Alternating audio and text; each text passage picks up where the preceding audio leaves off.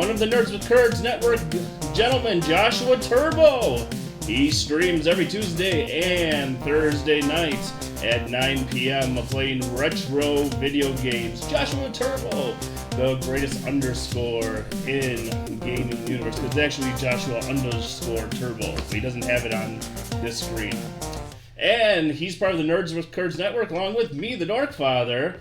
And at some point, Xavier Michaels will get off his butt and join us. Replenish your cup of pop culture.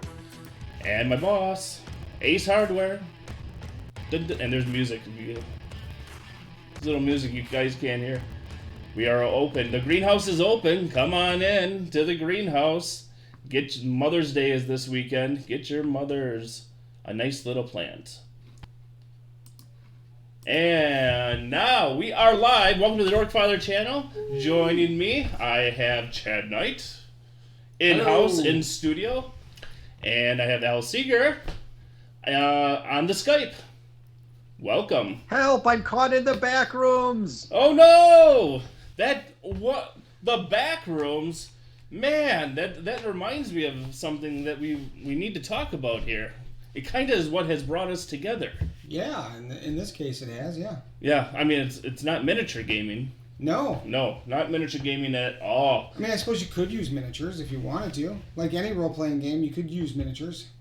Not that miniature. A little Cthulhu. Reaper miniature Cthulhu that I painted out. So, wow, that's nice. Well, thank you. I don't think I'd want to run into him in the Backrooms or anywhere, actually. Right? What if you ran in the Backrooms? I never thought I would paint a dinosaur, but I painted this little dinosaur, also a Reaper miniature here. A Triceratops. Yeah. Anyways, that has nothing to do with what we're talking about, or potentially everything that we're talking about. You never know. Never know. So first, again, I am the Dorkfather, Ryan Schwartzman, known as Boom Boom to Greg Berlin. Don't go there. We had a big bourbon night one night when we were playing games and listening to music, and you became Boom Boom, huh? I became Ryan Boom Boom Schwartzman instead of the Dorkfather. And we got Chad Knight again and Al Seeger. Tell us a little bit about yourself before we delve into the deep. All right. So my name's Chad. I don't know exactly what you want here. I do insurance by day and as little as possible by night. But you are a gamer. I am a gamer, and okay. I was just going to get to that. I have been role playing now for 28, 29 years, 30 years, something like that. It's been a while. So I'm just thinking of the ages. I just had a birthday, so I'm thinking when I started playing, I'm going, oh yeah, 30. Well, I was 18 when I started gaming. I didn't 18? I was 18. I was not when I was. I tried it once before that. My mother decided that it was the devil's work, and therefore I did not get the game till I was of age. I guess we got to quantify gaming there. We'll get to Al in just a second here.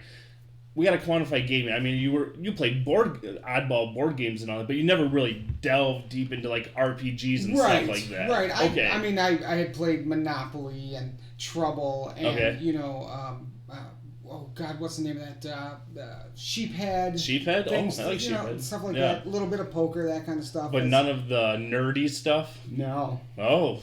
No, I came late to being a nerd, I guess. I guess I was probably always a nerd. I was just an unrealized nerdiness. You needed to bloom into your nerd? Yeah. You needed to go full nerd? Yeah. At 18 you went full nerd? I went full nerd, yeah. Okay. Because I met Brian Tiemann. I think you know who Brian is. Yeah. And Brian started me the first game I ever played, Call of Cthulhu. Nice. Well, that makes sense for some of this stuff then. A little bit, yes. Yep. Call of Cthulhu is great. All right, well, Al, go ahead and introduce yourself here. Okay, I'm Al Seeger from Point of Insanity Game Studio. I've been gaming since at least around the mid-'80s. I was first introduced into Dungeons & Dragons when sometimes we'd go to like older family friends' houses, or my older cousin, he was actually into D&D as well. And I remember as a kid watching them play this game where they were being elves and dwarves and wizards and such, and didn't always understand what was going on, but I liked it and eventually got into D&D. I've played all the editions except the white box. I've also played a variety of other games, like played Call of Cthulhu a couple times. I'm a big fan of the Marvel Superheroes game from TSR, Yes. the Face Rip system, Yeah. as some people call it. I've played a little bit of World of Darkness, a little bit of Dream Park,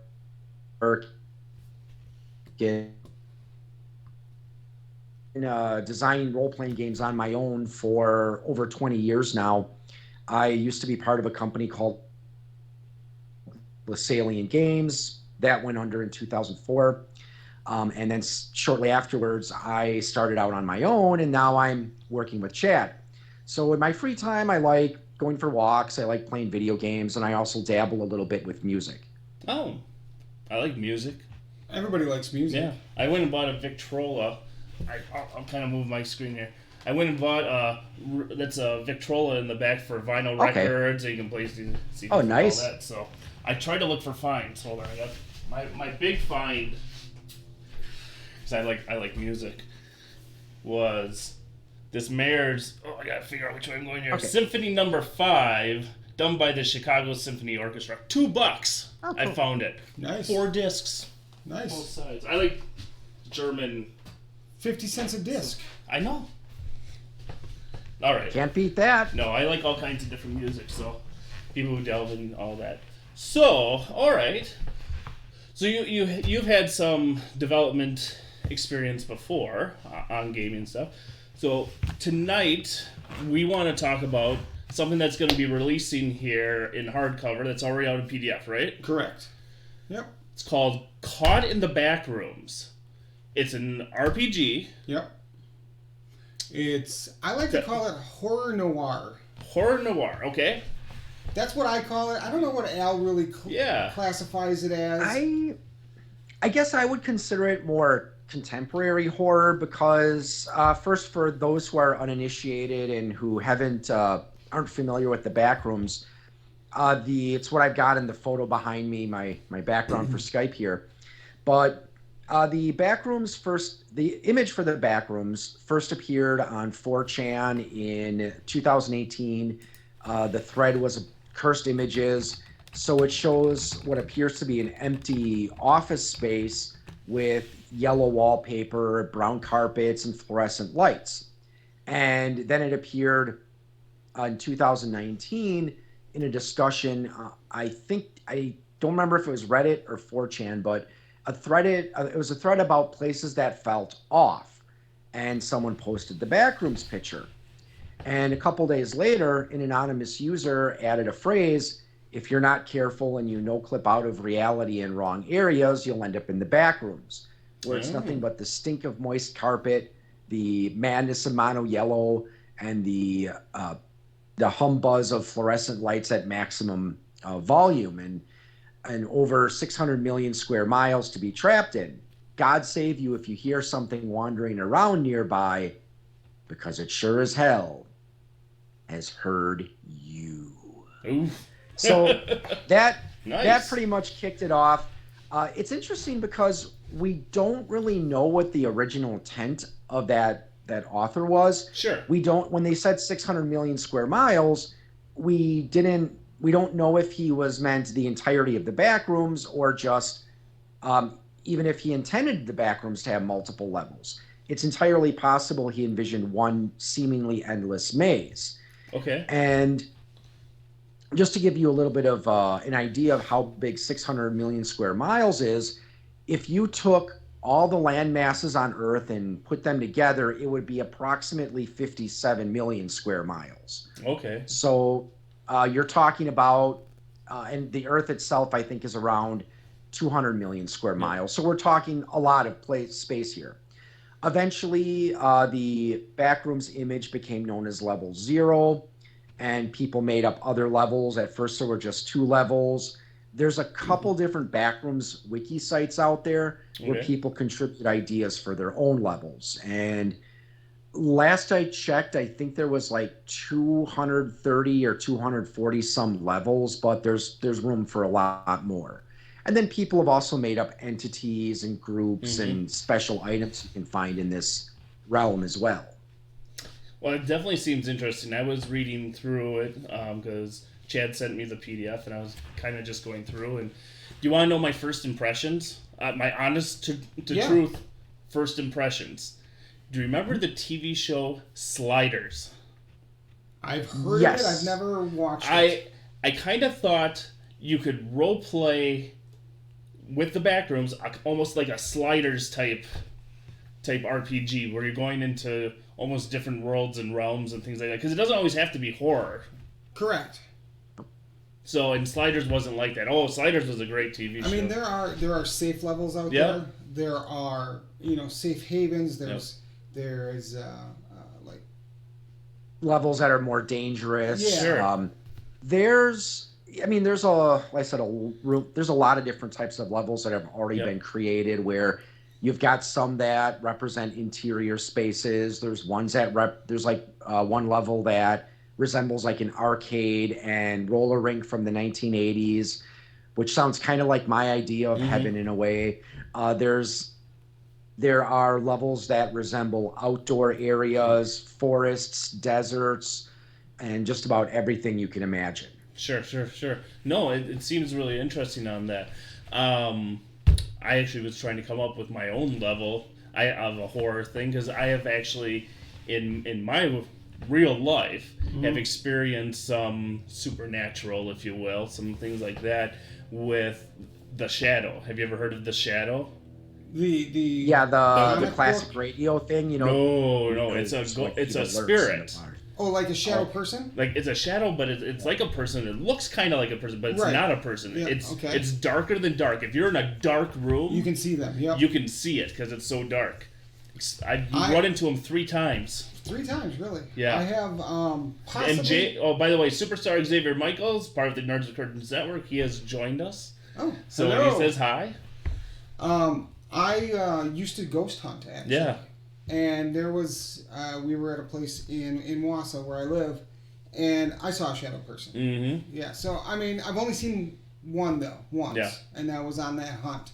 But. Yeah. And then another level that would be really fun, Josh Yeager and I, we do, like, small films. Jay's part of it, too. We've done films before, and we had, like, a 3-part series called Really, Really Cool Radio. It was out in an old abandoned house, and it was just like this jukeboxy type radio, and it would like take possession of people. Awesome. Okay. So now, as far as like shadow people, there's actually I don't know if you got to entities when you were reading through this. Okay, I got some of it. So well, we got one called a smiler. Okay. Yeah. Now, a smiler is an incorporeal body. Mm-hmm. All that people see of the smiler is this big white grin and 2 white dead eyes. It is. But give me the heebie-jeebies. Yeah, I mean, we've got that entity, which is one that is kind of canon to the Backrooms. Yep. Al and I, once this goes live, we plan on 2 more books, a guide level and an entity book. Okay. So, we have created some of our own entities, and we've used some of the canon stuff. Sure. So it's kind of a nice mesh, and in the core book, we've got, what is it, a dozen? I think or like 10? 16 or 17. Oh, is it that many? 16 or 17? Entities, and then like we have a few different groups and NPC archetypes. Yeah. So stuff like guards and medics, raiders. And the nice thing that I like about the way we're putting the entities together, not all of them are bad. No. I mean, skin stealer, that would not be bad. A good person. Yeah, Skin stealers are basically, they kill you and then they wear your skin. Well, I'm just wondering, because you also have a party goer. I'm wondering if the party goer could accidentally be a skin stealer? I'll let Al talk about the party goers. He loves the party goers. The party goers inhabit a level called Level Fun. Okay. And as far as the appearance, there's different artistic renditions I've seen, but I usually envision them kind of like the character Gumby. Oh. I don't know if you remember that. Yeah, I know Gumby. But they can be in different colors. And what they try to do is they try to lure people into traps so they can latch onto them. And then once they've latched onto you, now in the wiki, they just say that it's too late. And start to transform into a party goer yourself. Oh. But now that wouldn't work as well for a role-playing game. And honestly, that was one of the challenges about writing both the levels and the entities, is stuff that, works for a wiki site might not work as well for a role-playing game. Oh. So in Caught in the Backrooms, if a party goer does latch onto you, you have a chance to escape before you start becoming a party goer, because obviously it's like, okay, enemy makes an attack roll, it hits you, well, now you better just roll up a new character. That's a little too extreme even for my tastes. All right, so let's back up for a second All here. right. So, 1, how did you guys meet? 2, how did you guys come to figure out that you wanted to write something like this? Well, as far as how we met, it began in this dank jail cell in, I think, somewhere in, Chad, was it Milwaukee or Chicago? I think it was Janesville, actually. No, that's a pretty dang jail cell. Okay. No, actually, I met Al. We were trying to figure this out not too long ago, 12 or 13 years ago at a gaming convention. Oh. Yeah, I was there. Weird there, coincidence, yeah. huh? Yeah. I was there actually at the time. I was working with someone else trying to develop a board game, and I was there running. I think I remember you demos. worked on that board game. Yeah. It was Zombie Roller Derby. Mm-hmm. Yeah. Which now just sits in the bottom of my closet. Well, it could be a room for the Backrooms. You never know. That's actually not a horrible But idea. maybe it's a miniature expansion. It was a miniatures game, which is really strange because I'm not really a miniatures guy. But at the time, this was, like I said, 12, 13 years ago. Yeah. Zombies, I mean, they still are huge, but they were huge. Oh, Zombie was the thing that was blowing up at the time. Everything had zombies. And I've always loved roller derby. So I'm like, How do we do this? How do we develop these zombies that can be taught? Okay. So we changed the zombie lore a little bit and said, you can teach them basic things. Like, you can teach them the rules to play, roller derby. Okay. And at the time we had talked, it was the type of system where, okay, so we made the roller derby game. It's great. Everybody loves it. It sells like hotcakes. Now we can do it with football or, because the idea was it was in a world where sports like that, like football, roller derby, anything that had a lot of physical contact had been outlawed. Okay. So now you train the zombies. Yep. They go play them for our entertainment. Huh. That was the idea. Like I said, it sits in a box in the bottom of my drawer. Well, I think you got an expansion here. You got a box, like, module expansion for it. And Al was there selling some of his books at the time, and we got to talking, and he gave me a free copy of some PDFs, and we've been friends ever since. That's a great way to make a friend. Yep. And then so as far as... Oh, go ahead, sorry. I was going to say, as far as how we... I think Al brought up the idea of a game like this. Okay. And I had been jonesing to write something. Mm-hmm. And I said, I don't do rules. Yep. I do ideas. I can do story. Sure. But I don't do rules. Yep. And Al's like, well, we'll give it a chance. Am I close? That's pretty much what happened, right? Yeah, in January of 2021, I did a episode on my podcast called Gaming in the Backrooms. Mm-hmm. So we were discussing, okay, how might you run a game in the Backrooms setting? And, I did drop the hint there that I might actually go and start developing my own role-playing game based on the Backrooms. And Chad, apparently being a glutton for punishment and having too much free time on his hands and a little too much extra income, decided he wanted to help me on this too. So we started working on it, and we started developing it, I'm wanting to say in February or March. Oh. Of 2021. Okay. And did some play testing with friends, and then also at some conventions. So seemed to went well at the conventions. One of the things that people seem to like about it is the simplicity. Now, I do like a little bit crunchier system. Sure. But I decided for this one to try something that would be a bit more streamlined. Okay. Would you say it's more of a storytelling RPG? Yeah, absolutely. It's storytelling. Now, I don't know if I've ever actually sat down and role played with you, No. Ryan. We have for as long as we've known each other. We've never sat down. We've played board games. But yeah, we've never RPG'd together. So my basic idea for role playing, my personal philosophy is it's about the story. Yep. It's storytelling. Rules are needed. Yep. But for the most part, if let's say this copy of the book, which is 268 pages, I'm going to use 30 of them. I'll be honest, that's what happens. I kind of throw the rest of it away. Oh. I mean, I don't throw your book away. No. I heard that. But it's one of those things, there's certain rules that you need to have. Yeah. But if somebody goes and says to me, like, let's say a D&D campaign, and they say, I'm going to run up that wall on the other side. I'm going to do a double back flip off to get behind the bad guy and backstab him. I'm not going to say no. Right. I'm going to say impress me, but I'm not going to say no. Okay.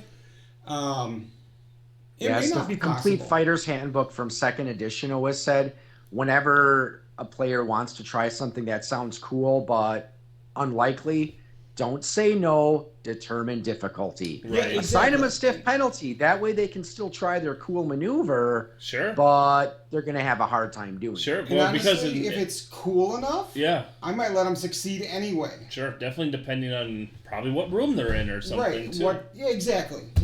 And I said to Al, I don't want a big crunchy system. I want a streamlined, I want an easy system. And he's like, I've been working on this system. I mean, the system in this is all Al. Okay. Al did the brunt of the system work and the brunt of the writing as far as the rules go. So you're telling me that I don't need you here anymore. All right, Al. Yeah, I'll see you guys later. Yep. See you later, Chad. Okay, well, now we know who I really should be talking to. Damn it, I built the website. No, just kidding on there. No, I understand completely because I look back at all of my RPG experiences. And I can tell you some of the worst was the ones where you were sitting there and you're just, okay, I'm going to swing and roll. Oh, you missed. Okay, wait till your next turn. Okay, swing again. No, type of thing where instead it's like, all right, I'm going to go around, sneak around here. There's less dice rolls until you really need to. Right. It's and more that's of a always storytelling. I would much rather not have dice. Have you ever played Amber Diceless? No. You never roll a die. Ever. Okay. It is a communal storytelling game. Okay, yeah. And everything is done by bids and... But how do you resolve conflict in that system? Because I've heard of Amber. I've never actually had a chance to play it, though. Rock, paper, scissors. Rock, paper, scissors, okay. So, there's still a randomness to it. Sure. But it's not... Yeah. But you see, like, one of the greatest breaths of fresh air for me back in RPG, because I've played tons of Dungeons and Dragons, like everyone. I played Star Wars. West End Games, Star Wars. So the Die 6 version? The Die 6. And you need a lot of D6s if you're going to do it. And Jay knows, if he says something on here, playing in his world one time, we had a Dyson Sphere, so this is way long, this is when we were in high school, so we had a Dyson Sphere Death Star that had like 200 of the Eclipse class Star Destroyer. Anyways, okay. You have to roll a lot of dice to blow that thing up.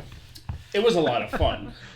But, it was what it was. But then I played like Vampire the Masquerade and some of these other ones, some of like the Call of Cthulhu's, some of the more of that. And it's almost like a breath of fresh air where you're telling the stories and you're trying to get more into character instead of worrying about what you're rolling.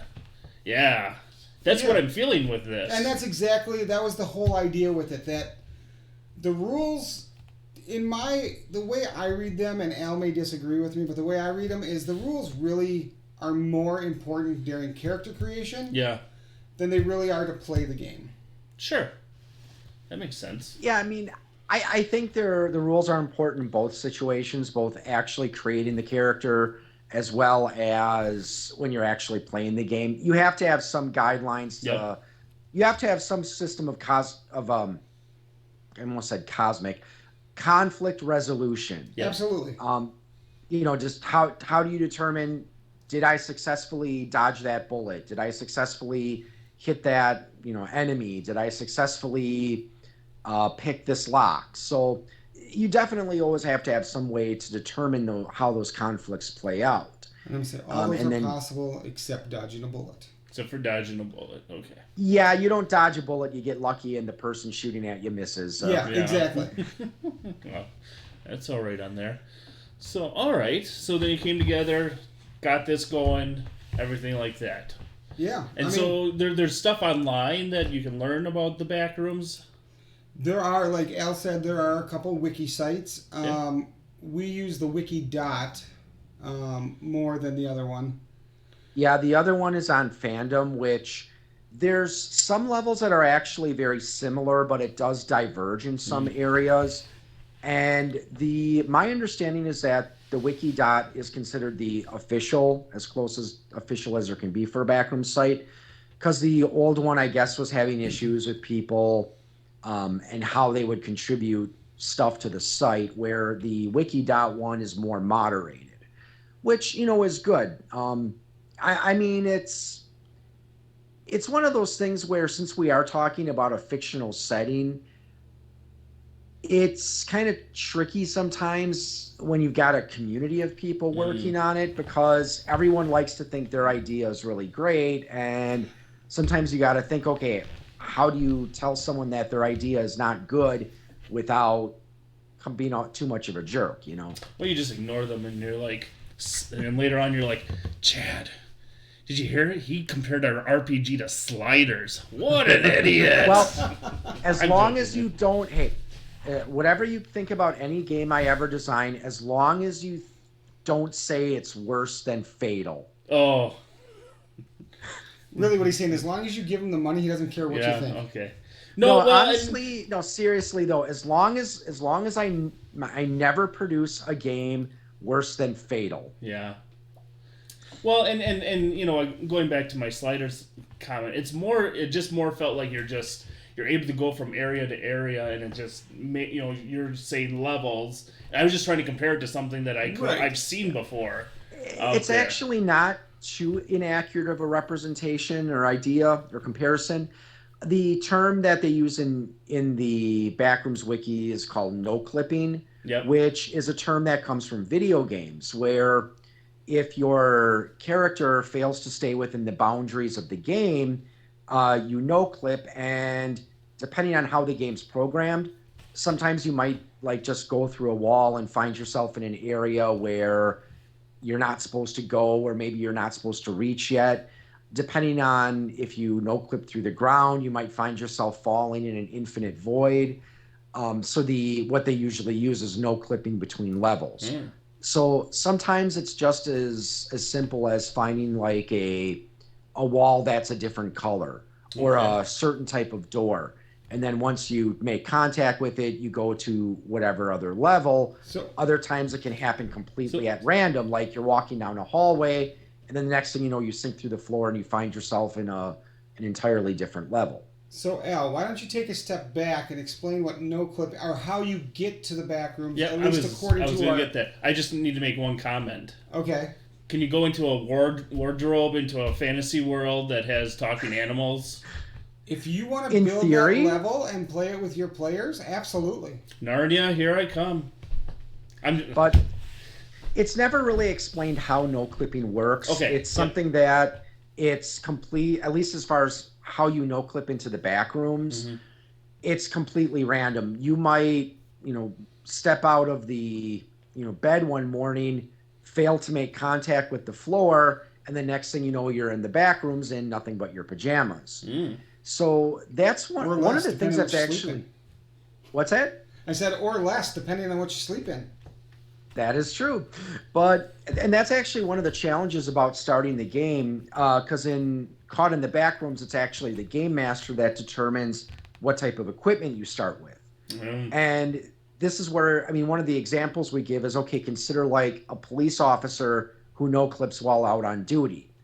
He's likely to have a handgun, a nightstick, a radio, pepper spray, handcuffs, a taser, maybe body armor on him. So you're saying we could make a new movie called Die Hard, the no clip? There we go. Maybe. But Bruce Willis... Or Die Hard Caught in the Backrooms? Bruce Willis There isn't you go. acting anymore, though. I know. Well, maybe it'll be someone else. So. But hey, and that would be an excellent sequel to the greatest Christmas movie ever made. Right? But so I guess that does lead, that is leading me to a question is, how would you generally start out an RPG session on that?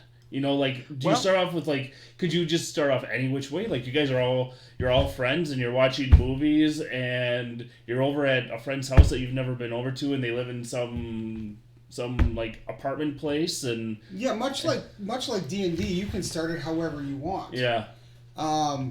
It really has to do. There's two methods of creating characters. Okay. There's the traditional point buy. Yeah. Okay, I saw that. Yep. Yep. And then there's also the one sentence character creation. creation. Yep. Explain that a little bit more. So the one sentence character creation is like, Al, give me a sentence.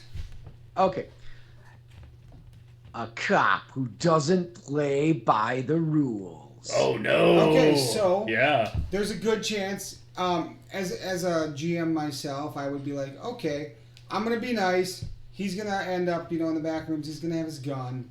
He's gonna have, like a Kevlar vest. Okay. He's gonna have, certain items. But then you get into like his abilities or his skills. So he's gonna have a skill in handgun. Yep. He's gonna have a skill in hand-to-hand combat. Okay. And then depending on what you work out with the player as far as like what kind of a cop were you? Were you a beat cop or were you a desk jockey or you can build their skills off of that. And it's still a point buy. Yep. The only difference in the two, because you usually start with 30 points. Okay. If you're going to do a build, you get 30 points. Mm-hmm. As a GM, you get a little more leeway. Okay. You can use as many points as you want to build their character. Mm-hmm. However, they're not going to get more points back because they're going to have to pay that deficit off before they start to progress any further. Oh. So if I built Al's character and it ended up being, let's say, 37 points. Okay. He's going to have to earn 7 experience before 7 character points. Or 7 character points, I'm sorry. Okay. Before he can start building positive character points. Makes sense because you're already at a certain level. Right. Gotcha. Right. So it starts you off. I think we recommend that you generally don't want to go more than 35. Correct. And the reason I came up with this idea of the single sentence character generation, because I figured it'd be helpful for a situation where, let's say you've got a group and you've got a new player, he hasn't had a chance to, read through this. Oh, you can't see it because of my Skype really, but it's all he right. hasn't had a chance to read. Yeah, there you go. He hasn't had a chance to read through this, almost 270-page booklet. He doesn't really know how to play the game. So, all he has to do is just come up with a sentence that describes the character he wants to play. Now, of course, the thing about this particular method, and we stress this in the book, if a game master is going to let players use this method, he has to be willing to say no, because otherwise you're going to have a player who's going to try to make a min-maxed character in a sentence, and what fun is that? And as a player, if you're going to use this method, you have to be prepared for the fact that the game master might not give you the character you want. Gotcha. You might get pretty close, but it might not exactly be what you're envisioning. However, it's intended to be a collaborative process. So the player and the game master are willing to work out as many details as they want. Like, for example, let me expand a little bit on the cop who doesn't play by the rules that I said before. One of the things we allow, because in the Backrooms there are examples of characters who came from times in the past, and I don't know if there's any canon ones that are in the future, but like, for example, there's one level 5, the Terror Hotel, appears as a hotel from the early 1900s, and there's a group there that includes Amelia Earhart and Captain Edward Smith of the Titanic. So one of the things we have in the game is time period of origin. You can always choose or you can roll, and it's possible to come from sometime in the future.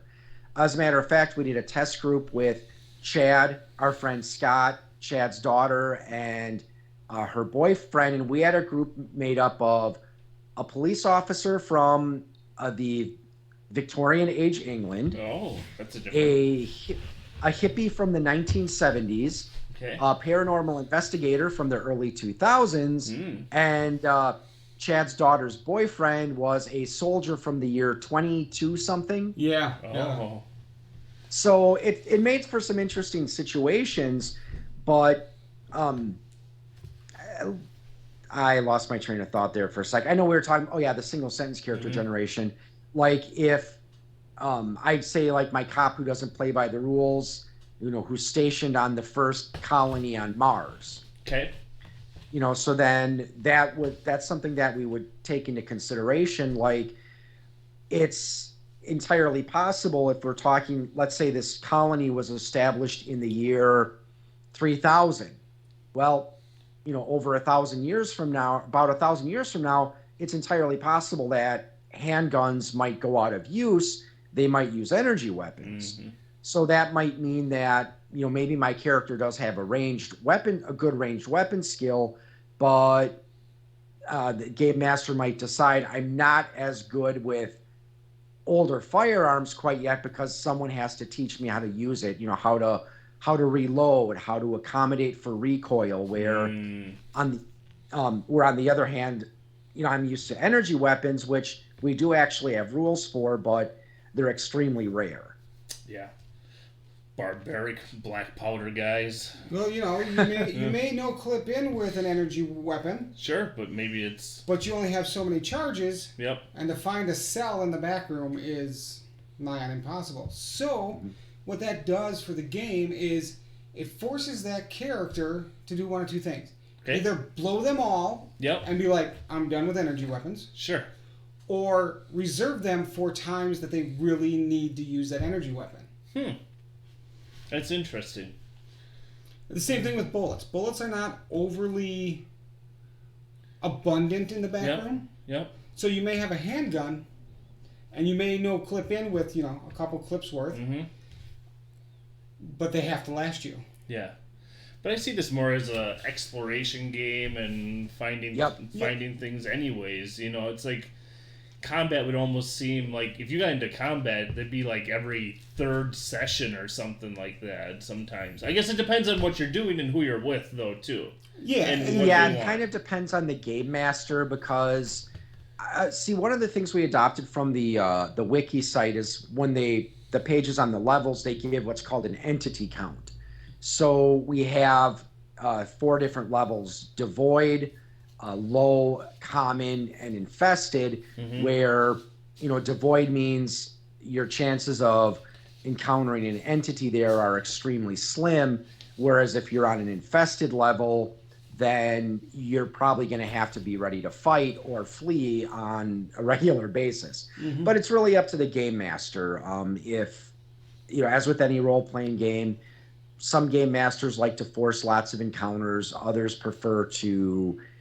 even if they're prefer to either use minimal random encounters or at least give players an opportunity to avoid them. Yep. I see that. And you have like groups and organizations in there? So most of those are based off of stuff that's already on the wiki sites. Okay. The 2 most notable ones, there's the Major Exploration Group, or Major Explorer Group, which is called the MEG for short. They focus on exploring and cataloging the levels, as well as finding people who are lost or people who recently just entered the Backrooms and helping them adjust. Another major group is called the BNTG, which is short for Backrooms Non-Aligned Trade Group. BNTG. And they're similar to the MEG. They're generally friendly. They try to help people, but their focus tends to be more on commerce as opposed to exploration and rescuing people. And then there's a few that are original. There's one in there, Company of the Brass Fist, which actually appeared in an earlier work of mine I did. There's another one called the Order of the Shroud. They believe everyone has the right to a dignified funeral, so their main goal is they try to find remains of people in the back rooms and give them a proper burial. So their main goal is to be creepy. Well, that sounds like at least they're not, raising them from the dead. So. Well, that's true. Yeah. Yeah, we don't have any resurrections abilities right now. The closest you can get to a resurrection is we have an item called an adrenaline shot, where if someone dies and you get to them within a couple of rounds, you can give them an adrenaline shot, which gives them a chance to possibly come back to life. There are limits. Obviously, if your head got cut off, it's not going to help you. Yeah. Think of it as kind of like. Well, it might help some. like a D&D from second edition where you'd have a system shock. Yep. So you have to make. I believe it's a. What's the save we have on that one, Al? Endurance. And if you fail it, you still die. Okay. If you make it, you get 1 hit point back. You can't move for X amount of time. Sure. So it's kind of like a system shock from second edition. Makes sense on there. So it feels very like open worldy, but you got lots of stuff in there. Is it something that as you're playing, it seems to come together a lot more? You know what I'm, like it seems a little chaotic. Like it could be chaotic. Does it just, as you're playing, does it tend to solidify? You know what I'm saying? Like levels and things like that? I think it will really depend on the game master running it. Sure. Okay. I like to think of this system as like a sandbox. Okay. With big walls. Okay. So you have all this place to play. Yep. Until you get to the edge of it. And then just... Then you have to turn around and go back into the sandbox. Okay. Well, it's just, it's one of those things, because sometimes role-playing games get lost in the rules, or they get way overlost in the actual setting. Mm-hmm. And sometimes there's it's neither. Right. And it's almost like this game could have been so much more, if it had a little bit more of this, though, tweak this way, that way on there. But, I like open sandbox type worlds.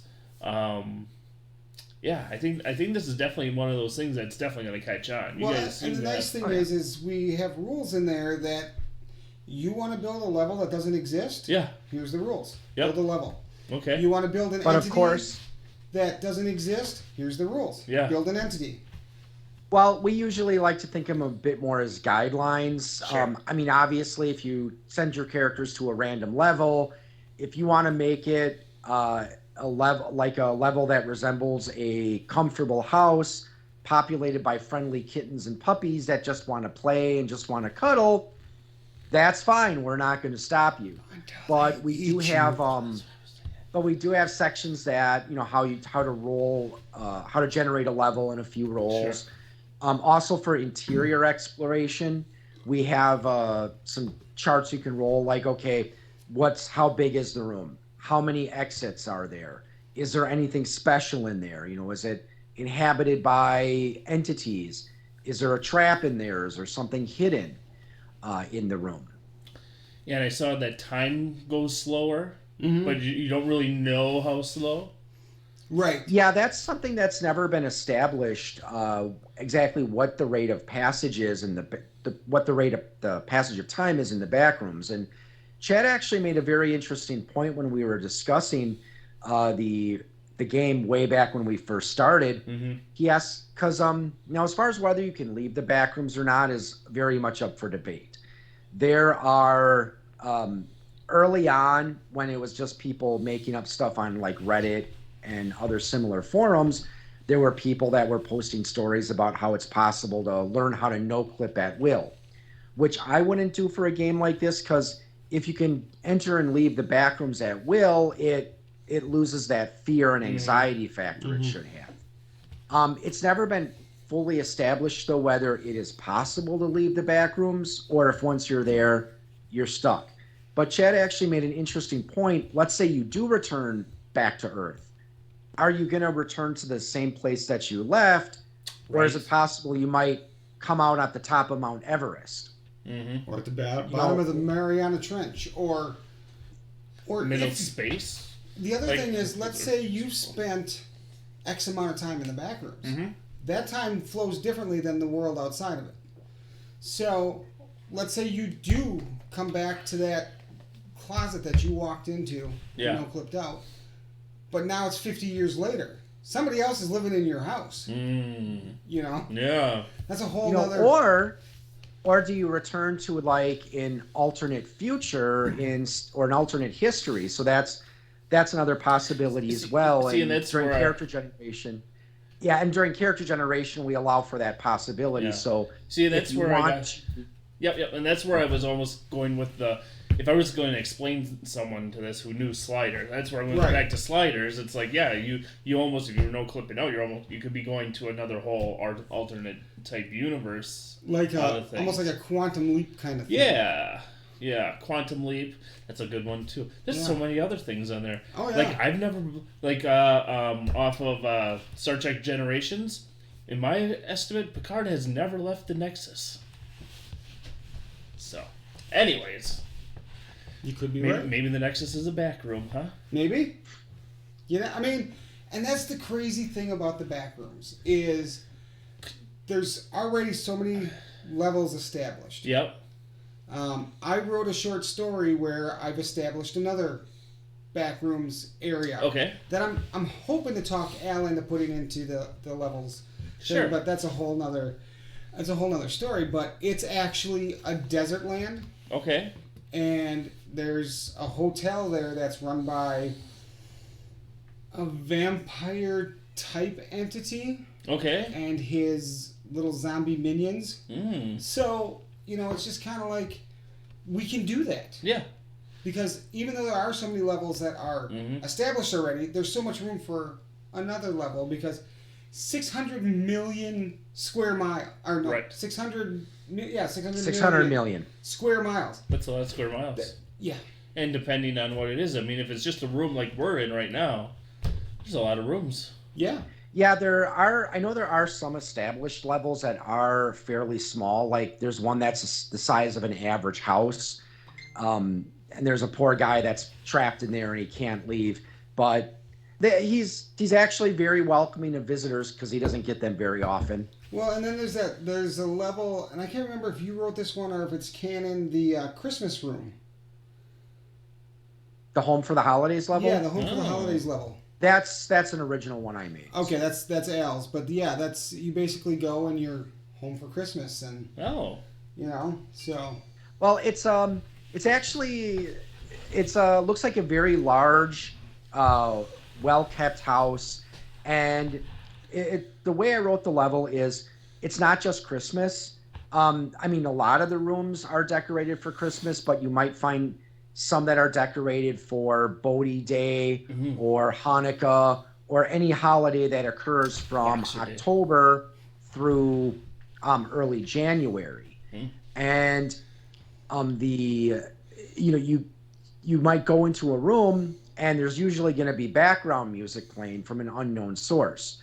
So you might, enter a room and you might hear a jazz version of Santa Claus is Coming to Town at a very low level, then walk into the next room and be nearly deafened by a children's choir singing Silent Night. But there's a special room in the house called the family room where if you find it, it's actually gives you some benefits. So like I said, we try to have fun with the different levels we've created. Okay. Well, it sounds very interesting. Mm-hmm. All right. So right now there's PDF. You have a physical copy, but it's not out. This is a what they would call a proof copy. Copy. We're going through and we are, editing basically. Al and I are both reading through the book and looking for spelling errors. Any typos we missed, yeah. And as we find them in the physical copy, the PDF is being updated. If you purchase a PDF, you will be told when there's an update to it. You just go download it. You don't have to pay for it again, obviously. All right, but you are going to have that's physical... one of the... Oh, go ahead. Yeah, I was going to say, that's one of the nice things about PDF distribution is that, especially through a site it's on drivethrurpg.com, if there's a situation where, there is a typo that we didn't catch or another error that we didn't catch, well, if it's a print copy, then you have to make a new version of the print copy, and there's nothing anyone who already bought the book can do, but the nice thing about the PDF is, well, you just send a message to your customers, corrected some typos or spelling errors, and then if they want, they can go download another copy. So yeah, I admit there were a few typos in the original version, but we've cleaned up a lot of them. And I mean, I tell myself whenever I feel bad about it that I've found typos and mistakes in products made by WotC and the big companies. Yep. The ones that actually have a team of editors and proofreaders. Yep. So that's all I would ask, is that people understand that this isn't a full-time gig for Chad and I. This is something we do in our spare time. So unfortunately, we can't devote 40 hours a week to working on role-playing games. I'd love it if we could, but... Well, if enough people buy this book, we can do that. We could, yes. Or if one of us wins the lottery, because I don't know if you know Cosmo Joe from Studio 66, right? Yep. Yeah, he told us a joke once. How do you make a small fortune in the role-playing game industry? You win the lottery? You start with a large fortune. Oh. Or win the lottery. Yeah, one of the two. Oh, I could see that, yeah. Yeah, because it's definitely more of a love for you guys, and you just hope you can make some money. Exactly. Yeah. Yeah, exactly. and really, because I think one of the challenges with being a small independent publisher nowadays is because of stuff like royalty-free stock art and print on demand and online PDF sales. It's a lot easier to get involved with publishing RPGs, but unfortunately, it's also a lot harder to stand out. And because of the costs of rule books and stuff nowadays, sometimes people they might not have the resources or even the time to invest in a new game. So it's definitely a lot different industry than it was back in the 80s and 90s. I was talking to another game designer once, Fred Hicks from Evil Hat Productions, and he was mentioning that part of the challenge nowadays is you've got a smaller pool of customers, and the average gamer has grown older, and he's got a family and a full-time job competing for his time. So he might not have the time or resources to check out any new games. So that's why he tends to stick with the games he has. So it's definitely a lot different than it was back in the 80s and 90s. I would say so. But, too, if you decide not to ever...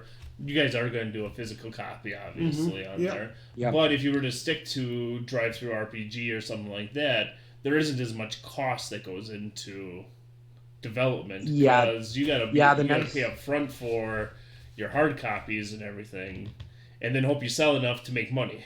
Right. Yeah, that's the nice thing about PDF. I mean, the main costs are going to be at least for us anyway, is going to be the artwork. Like we paid an artist friend of ours to do the cover. Most of the interior artwork, show that. Yeah. Most of the interior artwork, some of it comes from royalty-free stock art that I've purchased over the years. I did buy some for the game. It's for this particular game.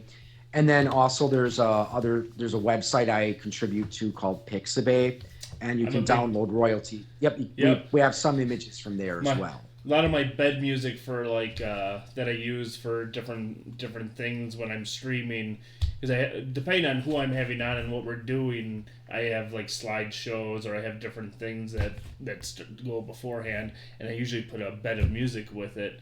Pixabay is wonderful for that. I contribute to people. I don't know where this specific piece of art came, but Al put a little Easter egg in there just for me. Okay. So it's a picture of a smartphone, and Cthulhu's calling. Oh, nice. Yeah, I made it very... that the actual picture is from a collection, a stock art collection I purchased from an artist named J.E. Shields. He does actually a lot of good work. There's another picture that's really good. It's of a couple of people trapped in like a room, and that there's spiked walls closing in. and they got like one of them's holding like a shovel or something over her head to try to keep it from crushing them. And I put a caption underneath, "Join the Meg," they said. "It'll be fun," they said. But yeah, I made the Cthulhu thing barely visible just to because again, it's an Easter egg. You got to look for it. So call it Cthulhu. Yep, that's fun. So one of the things that I also like about the game, where did my thought go?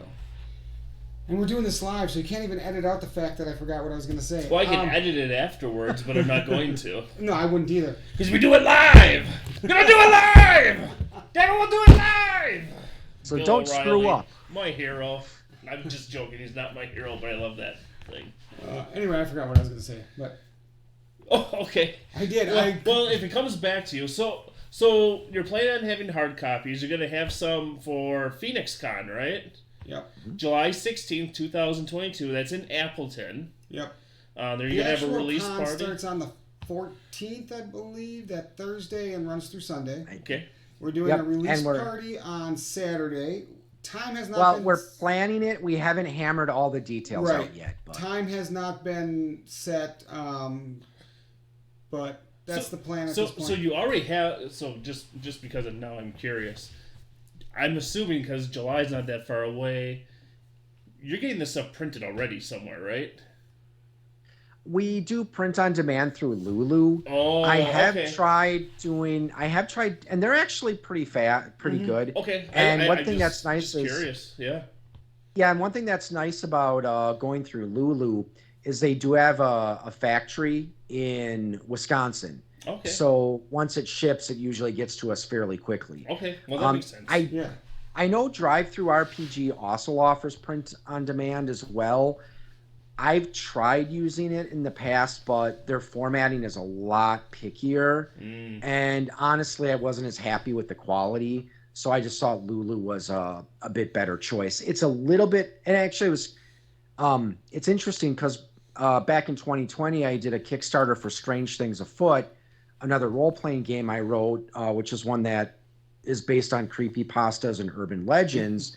And I was looking at either doing my printing through either Drive-Thru or Lulu, and it ended up costing a little bit more per book with Lulu, but the quality was better and the shipping was cheaper. So that's one thing that's nice. It was actually kind of evened out. Yeah. Drive-Thru was cheaper but charged more for shipping. Yeah. Lulu was more for the book, but shipping was less expensive. Well, and I can tell you, I would rather have a good quality book than anything else. Just being that RPG books they're not cheap.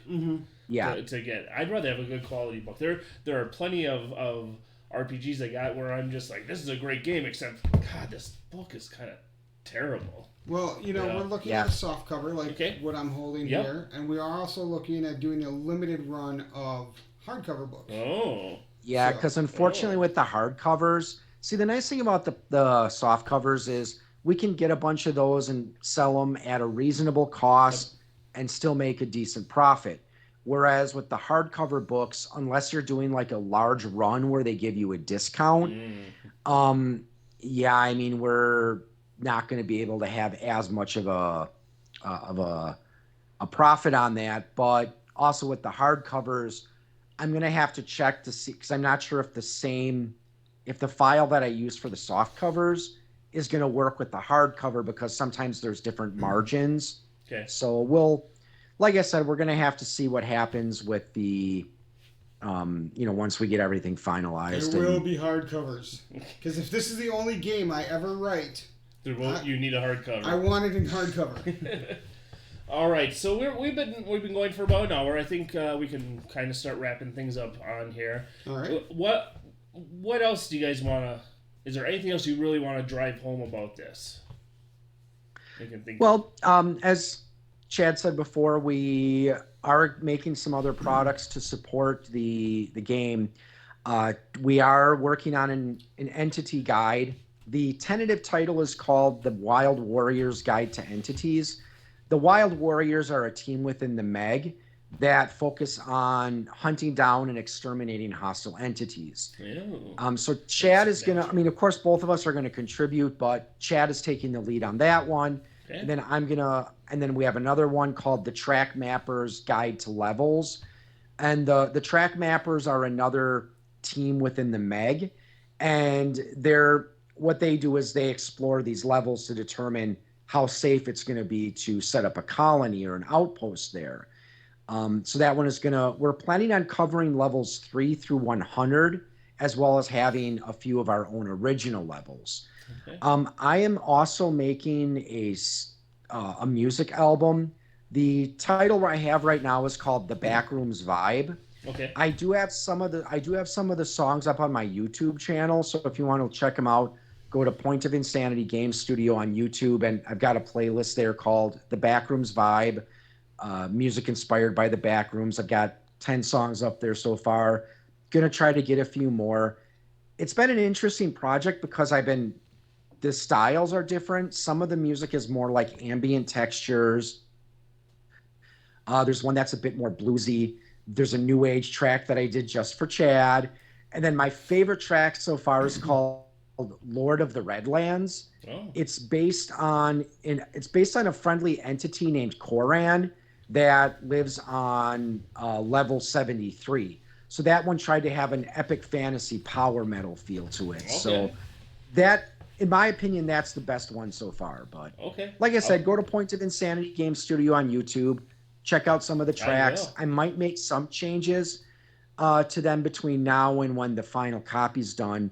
But what we're planning on doing for Phoenix Con is if you purchase a copy of Caught in the Backrooms, including a copy of the CD as well. Well, I was telling Chad earlier, because Friday mornings I do a miniatures painting stream where I do listen to music or something like that. So maybe this Friday I'll go check it out and play that one. And he's wrong about the best track. The best track is called Sanctuary of the Third Eye. Oh.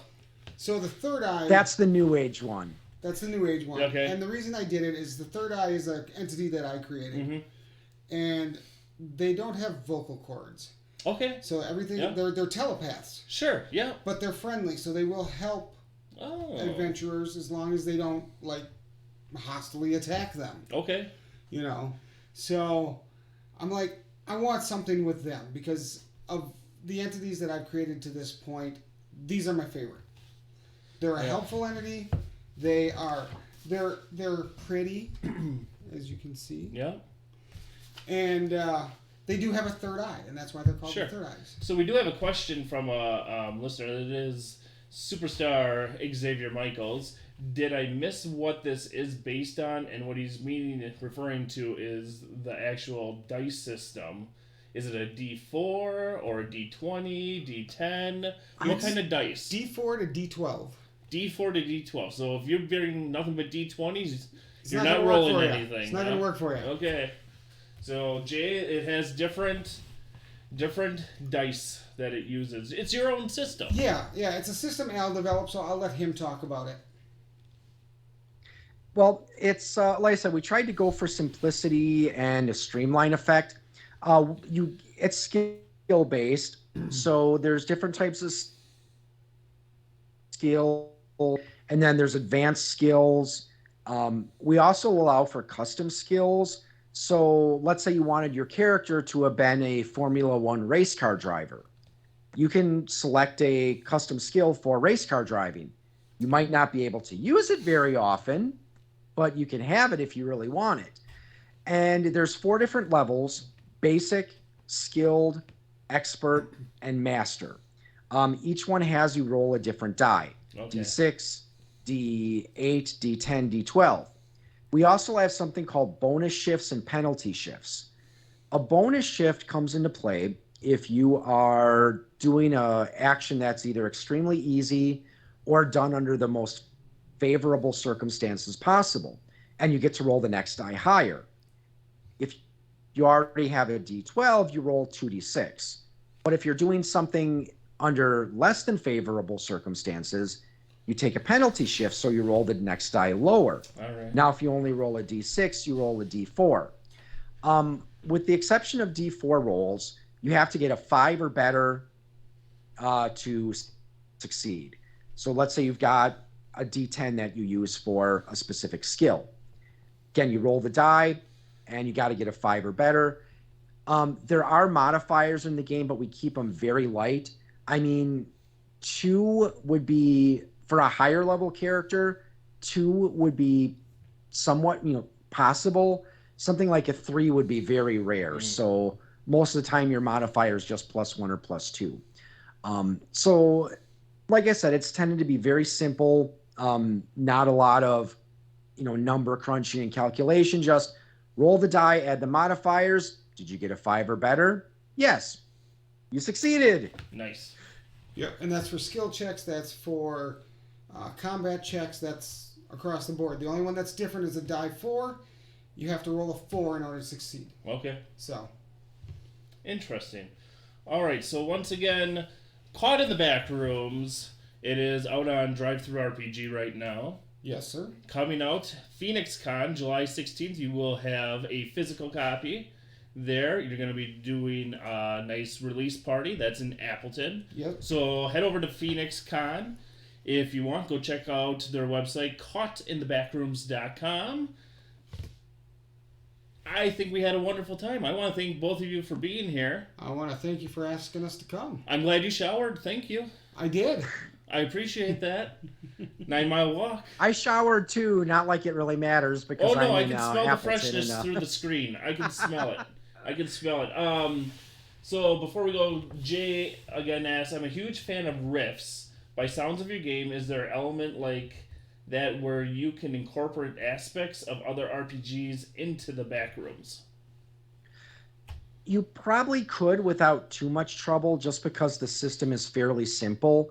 Like, for example, I'm not too familiar with riffs. I've seen the rulebook, but I haven't actually played the game. And I think, if I'm not mistaken, riffs does have things like mechs and cybernetics and things like that. Now, you could certainly be a mech pilot if you wanted to. Good luck finding a mech in the Backrooms, but you never know. Now, as far as incorporating stuff like psychic powers and magic, we do have a very rudimentary system for it. We don't recommend it, though, because since the Backrooms is primarily a horror setting, I mean, if you're surrounded by a group of entities and you can vaporize them with, like, death ray lasers from your eyes or a fireball spell, it takes away that horror aspect. The system we have is the game master can allow magic powers, they operate still on, again, very, very same fashion as the other skills do, uses the same die, but we have a sanity system, and if you use these magic or superpowers, it chips away at your sanity. So you have to be very careful about whether you want to use them or not. It's a balancing thing on It there. is, because when you hit a certain level of sanity, so I think it's 50% and below, you can't cast anymore. Oh. That is interesting. Yeah, and then as your sanity level droid, and there's a chance that you might freeze up during battle. When it gets low enough, you might enter a frenzy where you attack even your friends. You attack random targets. And if your sanity reaches 0, you start to transform into a creature called a wretch. And they're a very common entity among the Backrooms. If you have the right materials, it is possible to reverse the wretched cycle, which is what they call the process that turns you into a wretch. But it's time consuming, it's and costly. So yeah, it's not easy. So, and then once the wretched cycle gets to a certain point, it's too late. You're done. All right. Well, Jay, thank you for asking that on there. Again, thanks for the question. Yeah, excellent question on there. Yeah. Maybe he should be here on that. Anyways, again, I want to thank Chad for being here in person, Al for coming to join us via Skype on that. It was a good time. I enjoyed learning about this. I cannot wait to sit down and play with you guys sometime. I'd love to have one of you to be a GM and take me through the back rooms. Yeah, well, I'm running a session of this with the EverCon After Dark in June. In June? Okay. So, So we'll have to do that then, huh? Yeah. We'll have to do that. Another thing, EverCon Side Quest is going to be coming up on the 18th at the Glass Nickel. Okay. So, nice little pizza joint there. So, if you want to come down and, show some people some of your stuff, maybe... That's a possibility. Yep. Or just come and join us. That's a possibility, too. You're invited too, Al. Yeah, Al, thanks. come all the way from Green Bay. For a night of Green Bay's great not gaming, too bad. Yeah. No, it's not. Maybe we'll have to come to Green Bay. We'll do that. There you go. We'll do We'll all meet at Chad's house. Yeah. In Green Bay? Gaming party at Chad's house. Not in Green Bay, though. Well, you know what we should do is we could go visit Gnome Games over in Green Bay and tell them, hey, you got to stock this at... there you go. There.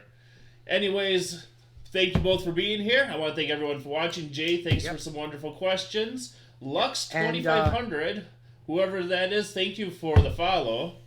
So we gotta also follow. check out. There you go. Yep, go ahead. I don't know if we mentioned before, but the website Chad built, caughtinthebackrooms.com. So if you visit that, you'll get to hear some of the music I've made. You'll get to, learn a little bit about the game. We have a couple of downloads on there. The character sheet.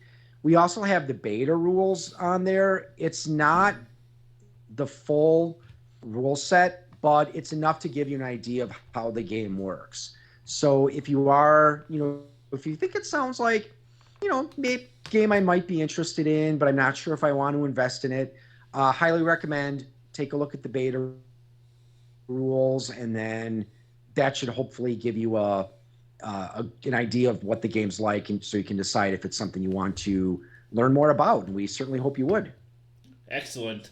Once again, thank you guys very much for being here. I am Ryan the Dorkfather, Boom Boom Schwartzman, because my nicknames get longer and longer. You are watching the Dorkfather channel, and we are out of here for tonight. I'll see you Friday morning for Minnie's painting. We're going to listen to some of this music while I paint and drink coffee.